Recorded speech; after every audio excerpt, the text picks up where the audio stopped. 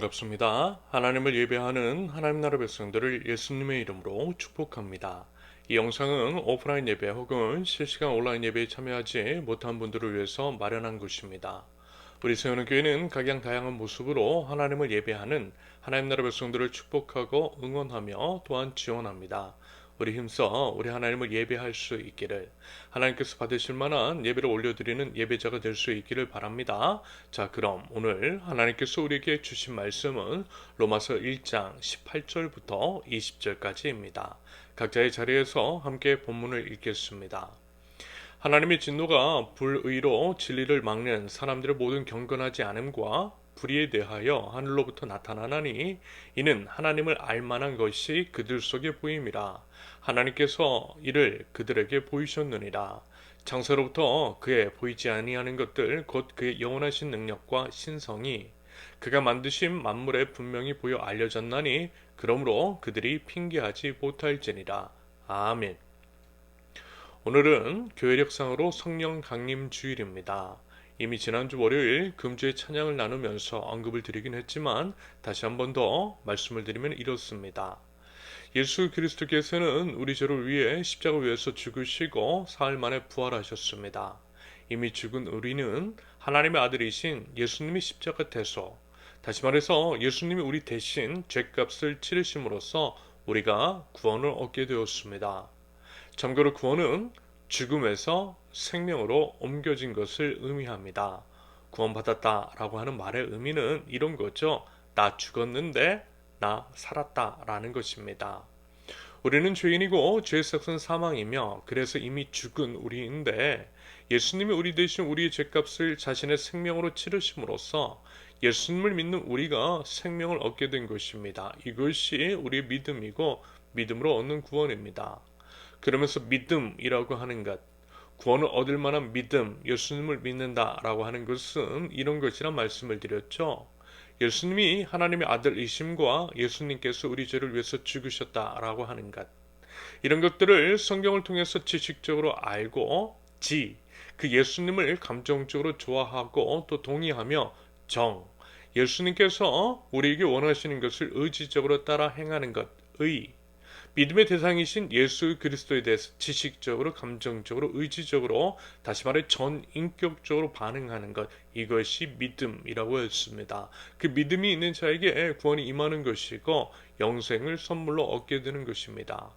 여러분, 우리 믿는 자들은요, 죽어도 다시 사신 예수 그리스도처럼 다시 살게 될 것입니다. 죽기 전에 예수님의 재림을 맞이하는 사람들도 있을 수 있을 텐데요. 아무튼 어떤 경우에서든 믿음으로 구원을 받아 영생을 선물로 얻게 된 자로서 온 우주의 왕이신 아버지 하나님과 영원토록 즐거워하며 영원한 하나님 나라에서의 삶을 살게 될 것입니다. 이것이 성경을 통해 계시된 하나님의 약속이고, 약속에 따른 우리의 믿음, 믿음에 따른 우리의 구원입니다. 예수님께서는 십자가 위에서 돌아가신 후 약 40일 동안 이 땅에 머무셨고요. 부활의 몸을 제자들과 사람들에게 보이셨어요. 부활의 증거로서 육체의 부활하신 육체를 사람들에게 보여주심으로써 믿음을 확증하셨습니다. 눈으로 보고 손으로 만지고 온 감각을 통해서 느낄 수 있도록 배려하심으로써 연약한 우리의 믿음을 붙들어 주신 것입니다. 예수님은요, 여러분 참으로 배려의 주님이세요. 여러분, 우리 주님이 이런 분이신 것을 알고 계시죠? 덮어놓고 믿어 라는 것이 아니라 충분히 납득이 갈 만한 증거를 보여주시고 친절하고 세밀하게 설명해 주세요. 하나님은 결코 폭력적이거나 강압적이지 않으십니다. 여러분, 이 점을 우리는 하나의 분별 기준으로 삼아야만 할 것입니다. 만약에 우리에게 전혀 납득이 되지 않고 이해가 되지 않은 것들을 어떤 해명과 설명도 없이 믿음만을 강요하는 것, 여러분, 이런 것은요, 우리가 믿는 주님과는 무관하다라고 하는 것을 꼭 기억하셔야 합니다. 여러분, 절대 속으면 안 된다라는 거예요. 교회라고, 목사라고 무비판적으로 맹종하는 것은 정말 위험합니다. 본인에게도 위험하고요, 공동체에도, 우리 이웃, 우리가 속한 사회에도 위험합니다. 여러분, 우리는 예수 그리스도를 따르는 사람입니다. 사람을 따르는 자들이 아니라는 거예요. 물론 하나님께서 세워주신 권위를 존중하는 것은 중요합니다. 오히려 하나님은요, 보이지 않는 하나님에 대한 순종을 보이는 사람, 다시 말해서 하나님께서 세워주신 권위에 대한 순종을 통해 확인하신다라고 하셨습니다. 보이는 사람에게 순종하지 않으면서 어찌 보이지 않는 하나님께 순종하겠냐라는 것입니다. 하지만 그렇다고 해서 불의한 권위에까지 순종하라시는 것은 아니죠. 예를 들면 과거 제2차 세계대전을 일으킨 히틀러에게 충성한 독일 교회가 아니라 오히려 히틀러에게 거세게 저항을 했던 디트리히 본 회퍼 목사의 선택이 믿는 자의 바른 선택입니다. 그러면요, 왜 그렇죠? 히틀러의 학살은 분명 죄이기 때문입니다. 생명의 하나님의 뜻을 거스르는 것이고 악한 것이기 때문입니다. 하나님을 거스르는 악한 권위에까지 무조건 따르라 하지 않으셨음을 아셔야 합니다. 분별 없이 맹종하는 것은 악에 동조하는 것일 수 있음을 경계해야 합니다. 세계대전이 끝난 후에 전범 재판이 있었는데요. 그때 아돌프 아히히만이라고 하는 자가 있었죠. 나치 전범이었고요. 홀로코스트의 실질적인 책임자였습니다. 그런데요, 그가 전범 재판에서 자신의 무죄를 주장했어요. 자신은 그저 상관의 명령에 충성했을 뿐이라고 군인으로서 할 일을 다 했으니 책임이 없다고, 죄가 없다라고 하는 식으로 얘기했답니다. 하지만 여러분, 우리는 다 알잖아요. 그게 변명이 될 수 없다라는 것을 말입니다. 이것은요, 인간이라면 누구나 가지고 있는 보편적인 양심 그리고 인륜에 어긋나는 흉악한 죄악입니다. 하나님의 법에는 두말할 필요도 없죠. 그러므로 그는 인간으로서의 양심상 그와 같은 부당한 명령에는 저항했어야 하는 것이 맞는 겁니다. 오히려 그런 것을 변명 같지 않은 변명을 한다라고 하는 것이 오히려 우리를 경악하게 하고 있어요. 그러면서 여러분, 이런 경우들이 안타깝게도 주변에 너무 많더라는 것입니다. 아돌프 아히히만 같은 자들이 적지 않아요. 교회 안에도 은근 많아요. 기름 부음 받은 종에게 순종해야 한다라고 하는 식의 논리로 악에 동조하는 한국 교인들 상당합니다. 겉으로 볼 때는 너무나 착하고 참으로 젠틀하고 평범한 교인들인데 정말 정확하게 아히히만입니다. 그런 사람들 너무 많이 만났어요. 분별 없는 맹종. 분별 없이 악에 동조하고 몰상식적이고 폭력적인 일들을 교회뿐만이 아니라 공적 광장에까지 나와서 저지르고 있습니다. 이와 같은 생각 없고 분별 없는 맹종이 한국교회를 망쳤습니다. 망가진 한국교회는 또한 한국사회를 망쳤어요. 여러분, 이 부분에 대한 하나님의 심판이 분명 있을 것입니다. 아니, 이미 심판이 시작되었죠. 기후위기, 코로나 팬데믹, 여기저기에서 이제 붕괴되고 있는 한국사회. 여러분, 이것은요, 분명 하나님의 심판일 수 있습니다. 하나님은 충분히 이미 경고해 주셨는데 그 경고를 듣지 않아서 벌어진 창극입니다. 본문 18절과 19절, 하나님의 진노가 불의로 진리를 막는 사람들의 모든 경건하지 않음과 불의에 대하여 하늘로부터 나타나나니 이는 하나님을 알만한 것이 그들 속에 보임이라. 하나님께서 이를 그들에게 보이셨느니라. 여러분, 하나님께서 분명히 보여주셨어요. 하나님이 벌써 경고하시고 심판, 종말의 징조를 보여주셨습니다. 기회를 주셨음에도 불구하고 정신 차리고 있지 않은 모습들이 가득해요. 이러한 모든 악함과 불의가 하나님의 진노를 가중시키고 있더라는 것입니다. 개인적으로 저는요, 코로나 팬데믹이 하나의 경고, 하나님의 뜻을 알만한 하나의 사인이라고 생각합니다. 여러분 보세요. 전 세계가 어느 한 지역도 예외 없이 코로나 팬데믹을 경험했습니다. 죽음을 경험한 것입니다. 여러분, 한 지역만이 아니라는 거예요. 어느 일정 기간만이 아니라는 거예요. 몇 년에 걸쳐서 전 세계에 팬데믹으로 인한 사망의 냄새가 진동했잖아요. 우리 이웃이, 우리 식구가 우리 가까이서 죽어가는 소식이 여기저기에서 전 세계 곳곳에서 들렸습니다. 여러분, 이것이 우리에게 전달된 하나님의 사인이고 하나님의 복음일 수 있어요. 전 세계인들에게 죽음의 목격을 통해 생명의 주관자이신 우리 하나님을 바라보라고 일반 계시의 영역에서 하나님의 복음, 경고의 메시지가 선포된 것일 수 있습니다. 절대 핑계하지 못할 하나님의 실존, 하나님의 경고가 드러난 것입니다. 20절, 창세로부터 그의 보이지 않은 것들, 곧 그의 영원하신 능력과 신성이 그가 만드신 만물에 분명히 보여 알려졌나니 그러므로 그들이 핑계하지 못할지니라. 여러분, 하나님은요, 하나님의 실존을, 하나님이 살아계신다라고 하는 것을 과거에도 지금도 교회 안에서뿐만이 아니라 교회 밖 전 세계 구석구석에서 알 수 있도록 자신을 드러내 보여주세요. 팬데믹도 그중 하나였다라고 생각합니다. 은혜를 입은 사람은요, 팬데믹을 통해 예의받는 죽임의 목격을 통해 하나님을 찾았을 겁니다. 하나님은 팬데믹을 통해서 주님께로 돌아올 수 있는 기회를 주신 것입니다. 여러분, 이 말씀 한번 보세요. 창세기 4장 26절, 셋도 아들을 낳고 그의 이름을 에노스라 하였으며 그때의 사람들이 비로소 여호와의 이름을 불렀더라. 셋은 누구냐면 아담과 하와가 낳은 가인과 아벨, 가인이 아벨 죽이잖아요. 그리고 이제 가인은 쫓겨납니다. 그 후에 다시 얻은 아들이 바로 셋입니다. 아무튼 그 셋이라고 하는 자가 아들을 낳았는데 누구래요? 에노스예요. 그러면서 에노스의 뜻은 죽을 수밖에 없는 존재, 죽을 수밖에 없는 존재입니다. 그러므로 죽을 수밖에 없는 존재라고 하는 이름의 에노스가 태어났을 때 비로소 사람들이 여호와의 이름을 불렀다라고 하는 말씀의 의미는 이런 것이 아닐까요? 죽음의 목격, 인간이 영원토록 살 수 있는 것이 아니라 결국 죽게 되는 존재임을 깨달았을 때에 생명에 대해서, 생에 대해서, 죽음에 대해서 의문을 갖고 질문을 했을 겁니다. 그러면서 영원한 삶에 대한 열망을 갖게 되었던 것이고 결국 영원하신 하나님께 구원의 답이 있음을, 영생이 하나님께 있음을 알고 여호와 하나님을 찾았다라고 하는 의미일 것 같아요. 창세기 4장 26절 다시 보면 셋도 아들을 낳고 그의 이름을 에노스라 하였으며 그때의 사람들이 비로소 여호와의 이름을 불렀더라. 그리고 이 말씀이요, 정확하게 이 말씀과 연결됩니다.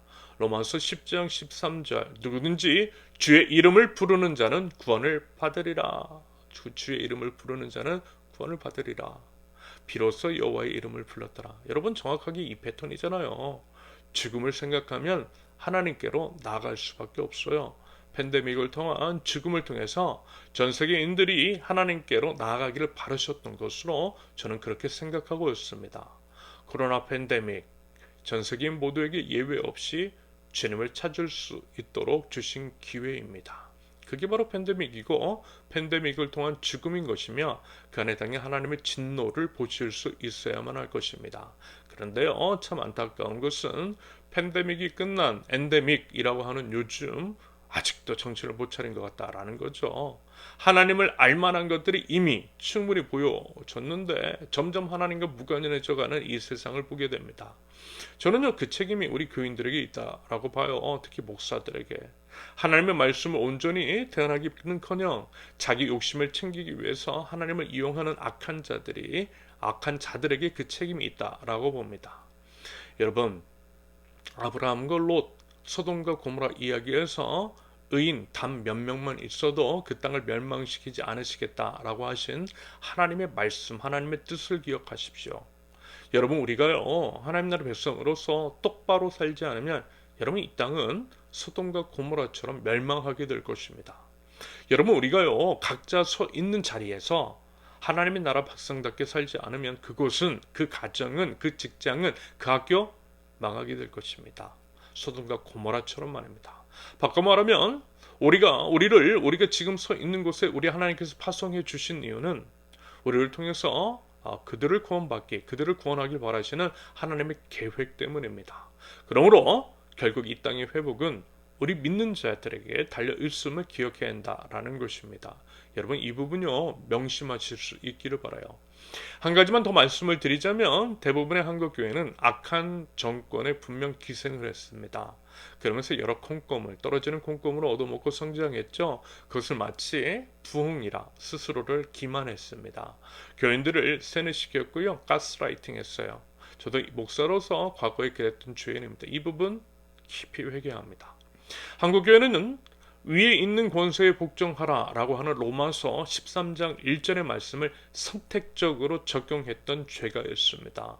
자기가 마음에 드는 정권에는 이 말씀대로 적용했고요, 마음에 들지 않는 정권에 대해서는 무시하고 원색적으로 비난했습니다. 하나님의 말씀을 감히 악한 의도를 품고 오용한 거죠. 자기 마음대로 말입니다. 이런 식으로 한국교회는 한국의 민주주의를 후퇴시키고 인권이 짓밟히는데 일조를 한 면이 있어요. 여러분 한국교회가 우리가 저와 여러분들이 먼저 이 부분에 대해서 회개해야 한다라는 것입니다. 우리의 회개가 있어야만 이 땅에 회복이 있을 수 있어요. 분별 없는 맹정 덮어놓고 믿는 것이 아니라 하나님 나라에 대한 명확한 기준을 가지고 믿는 자의 바른 삶의 선택이 있어야만 할 것입니다. 충분히 의문을 갖고 치열하게 질문을 하면서 진리를 탐구해야만 한다라는 것입니다. 이런 측면에서요, 여러분 지금 제가 드리는 말씀도 누차 말씀드리지만 꼭 검증해 보세요. 우리 교회 안에서도 제발 사람에게 휘둘리지 않기를 바랍니다. 지금도 앞으로도 계속해서 대신 오직 우리 주님 친절하시고 세심하게 배려해 주시며 우리 연약한 믿음을 하시고 부활의 몸을 친히 40일 동안이나 보여주신 우리 주님만을 여러분 제대로 알고요, 제대로 믿고요, 제대로 따르실 수 있기를 바랍니다.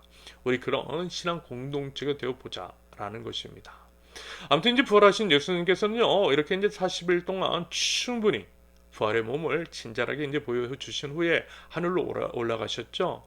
승천하신 예수님은 지금도 하나님 보좌 우편에 계세요. 우리를 위해서 친히 중보하시며 우리 구원을 응원하십니다. 그리고 마지막 때가 되면 재림의 주님으로 다시 오실 것입니다.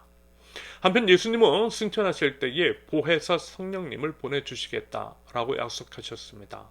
그리고 정말 그로부터 10일 후에 제자들이 마가의 다락방, 여기서 이제 마가는 마가복음을 기록한 마가이고요. 마가의 다락방은 보통 마가의 어머니 소유의 다락방으로 여겨지고 있습니다. 아무튼 제자들이 이제 마가의 다락방에서 예수님이 약속하신 그 성령님을 기다리며 기도하고 있을 때에 불과 같은 성령님이 모든 믿는 자들에게 임하셨다라고 합니다. 이 사건을 우리는 성령 강림 사건이라고 합니다.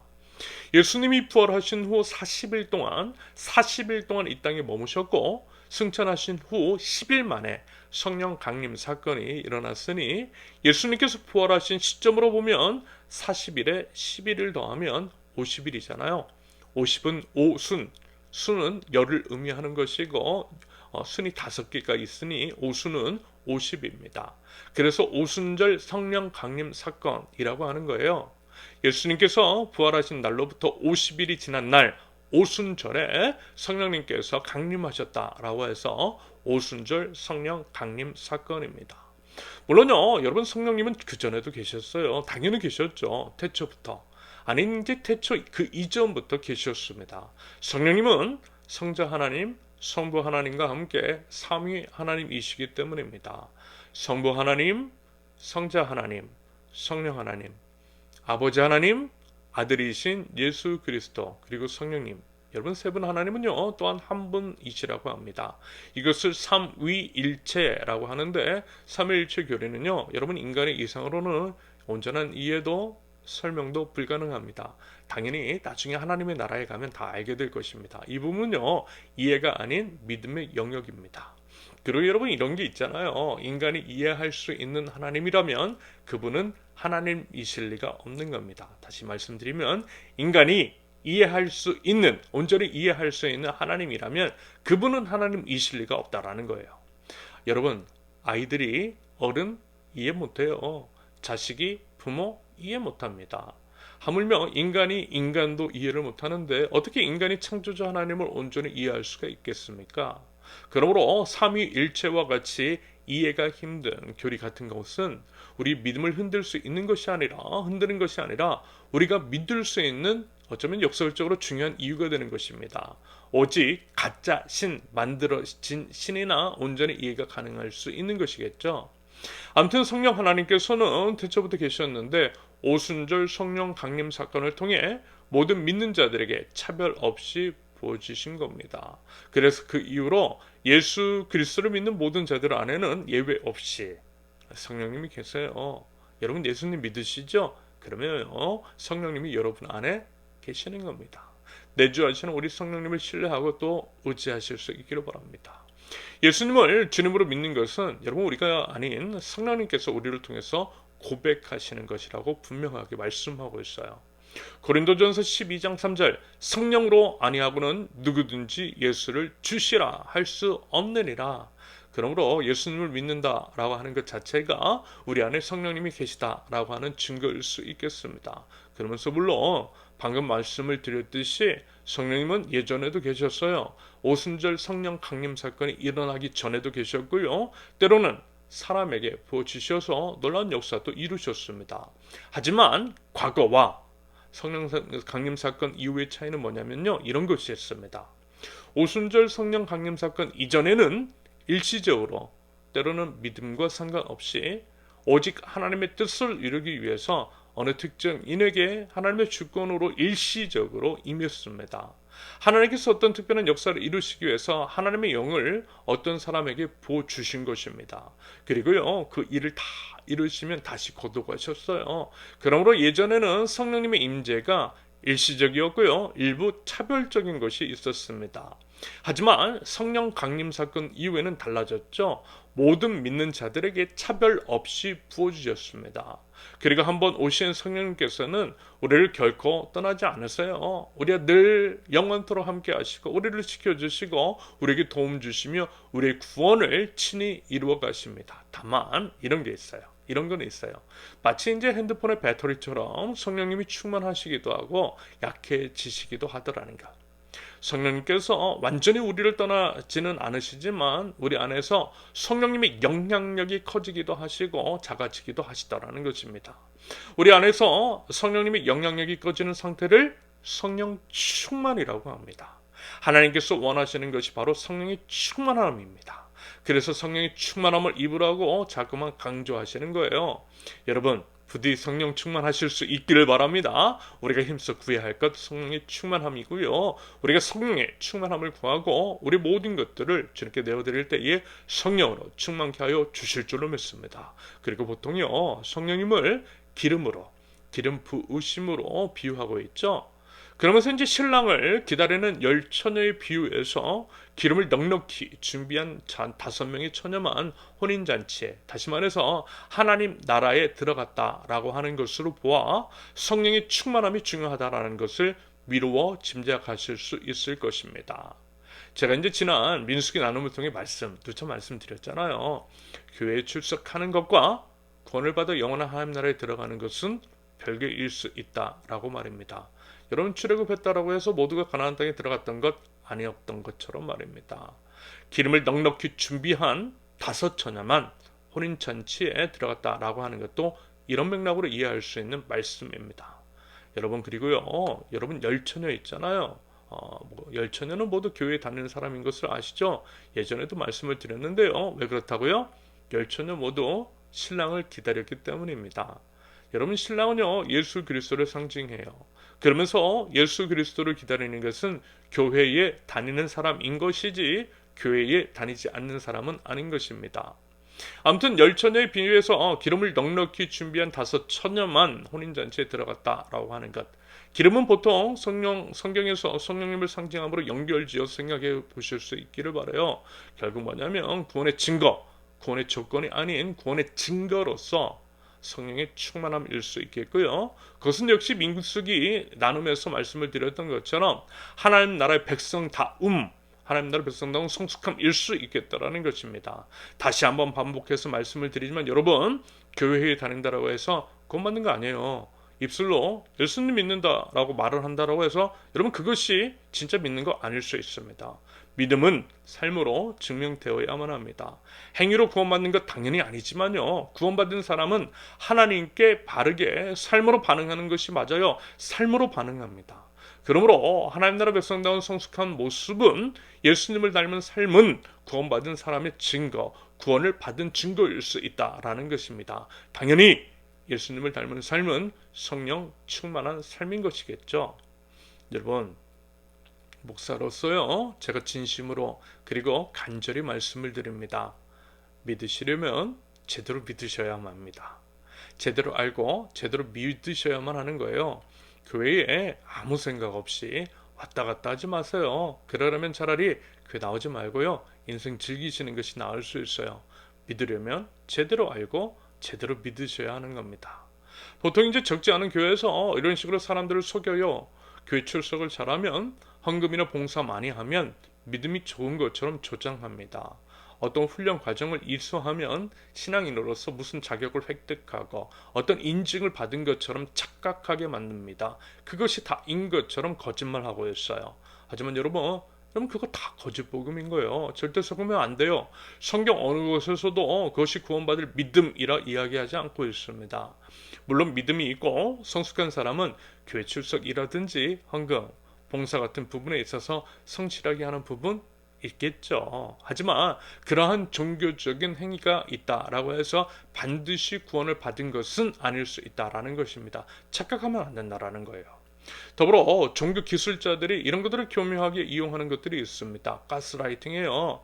마치 바리새인들, 서기관 제사장 같은 종교 집단들이 어떤 종교의 행위, 그에 대한 높은 기준을 만들어 놓고 그것을 지키는 것이 마치 구원받은 증거인 양 사람들을 속이고 있습니다. 여러 사정상 예를 들면 이제 주일에 일을 해야만 생계가 가능한 사람들을 불쌍히 여기고 실질적인 도움을 주기는커녕 믿음 없다고, 그거 하나 포기 못한다고, 하나님이 어련히 먹고 살게 하지 않으시겠느냐라고 하는 식으로 함부로 말을 뱉고 판단, 정죄, 비난하면서 안 그래도 먹고 사는 것이 힘든 사람들, 교회 나고 싶지만 그럴 수 없는 그 연약한 사람들을 낙담시키는 자들이 은근히 있더라는 것입니다. 여러분 이런 거요 다 가짜라는 거예요. 예수님께서 책망하셨던 자들이 쟤들이 저질렀던 악한 행태라는 것입니다. 예수님은요 한 번도 그렇게 말씀하지 않으셨어요. 여러분 그리고요 잘 한번 생각해 보세요.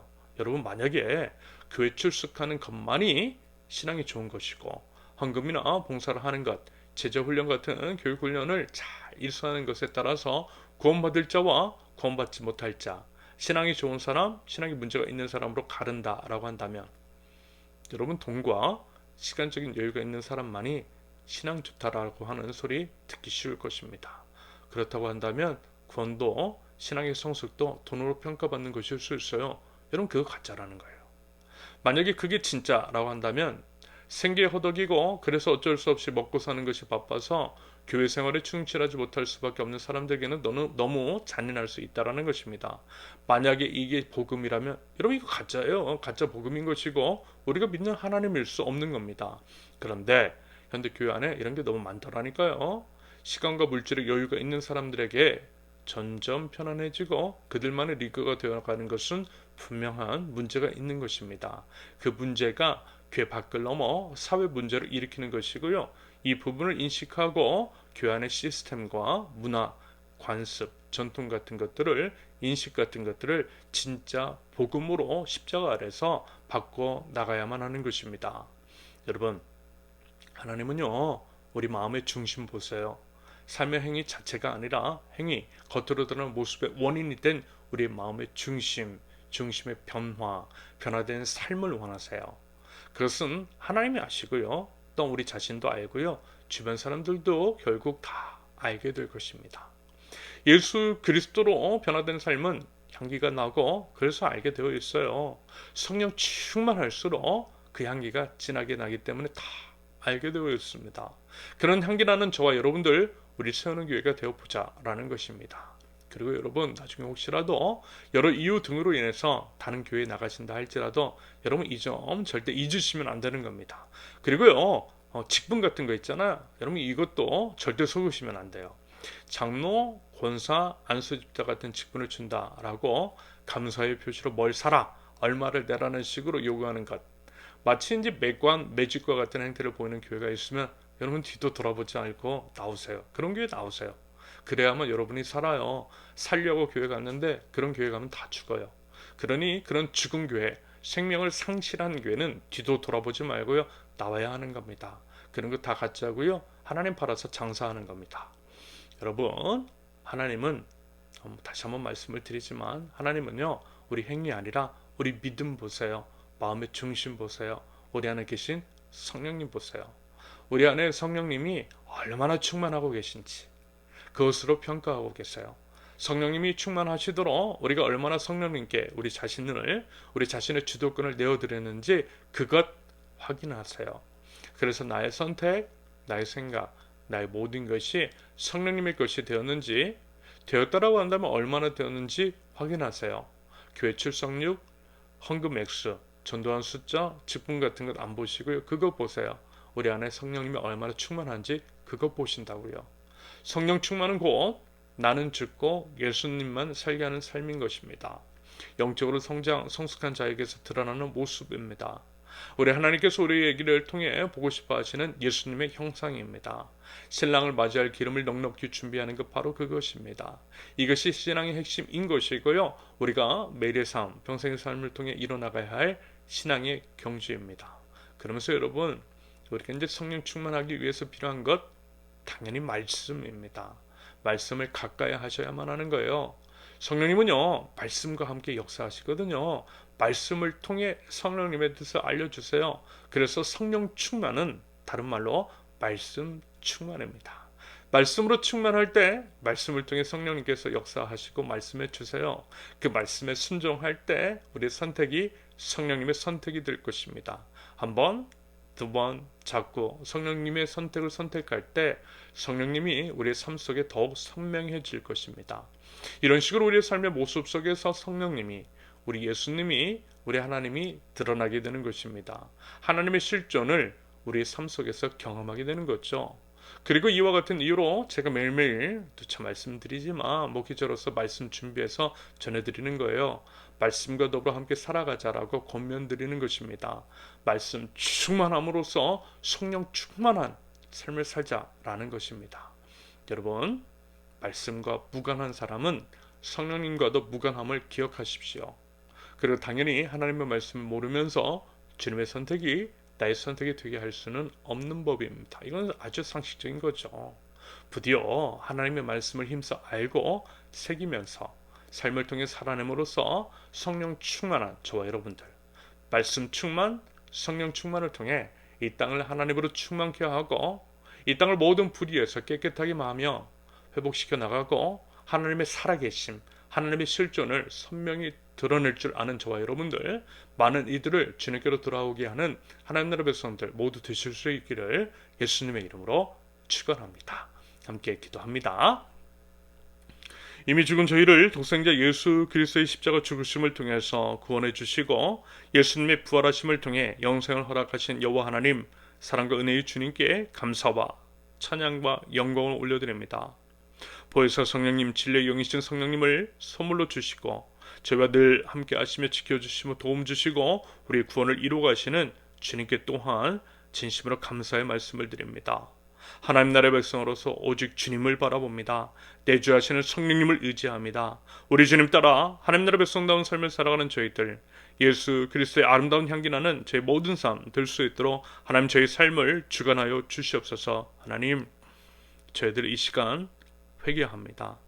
전세계 위기, 한국 사회 위기는 결국 저희 믿는 자들의 죄악 때문임을 고백하며 회개합니다.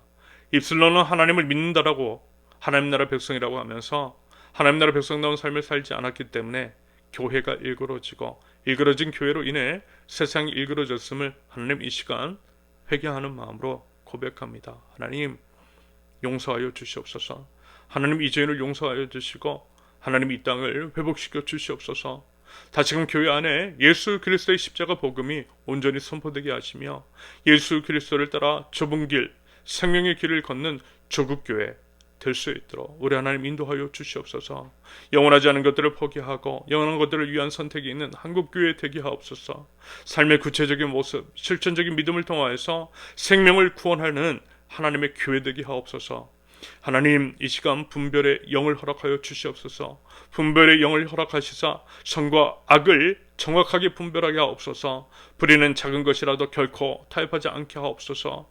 오직 진리의 영을 따라서 진리 위에 행하고 진리를 세워나가는 저희 되게 하옵소서. 하나님, 그리하여 저희 믿음, 저희 착한 행실, 예수 그리스도를 따라 행하는 삶의 본을 통해서 이 땅이 정화되게 하시며 세상 사람들 오히 하나님께 영광을 올려드리는 아름다운 일들이 가득하게 되도록 하나님 저희를 사용하여 주시옵소서. 하나님, 이 시간 조국 대한민국을 위해서 기도합니다. 공정과 상식은 상실이 되고 거짓과 사기, 기만과 술수, 교만과 탐욕이 가득합니다.